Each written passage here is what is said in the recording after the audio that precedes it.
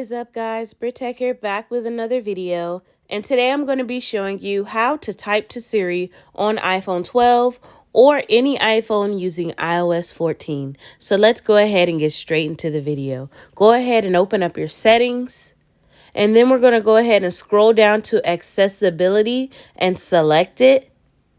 And then once you do that, go ahead and scroll down to Siri and select that.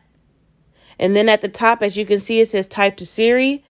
So Siri will listen for voice input when you press and hold the side button. So I just enabled that.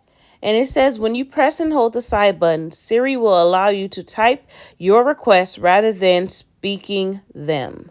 So let's go ahead and press that side button on the right hand side. Just press and hold it. Okay, and it's going to bring up this screen, and then you just go ahead and type in whatever question you may have. Just type it in for Siri. It could be something random. I guess I'll just check the weather in Dubai. So that's going to be my question, and then select done. It's currently clear on 68 degrees in Dubai, the United Arab Emirates. And after that, Siri will speak your answer. So yeah, guys, that's how you do it. Hope you enjoyed this video. Don't forget to like, comment, and subscribe, and I'll see you next time. Peace. Listen.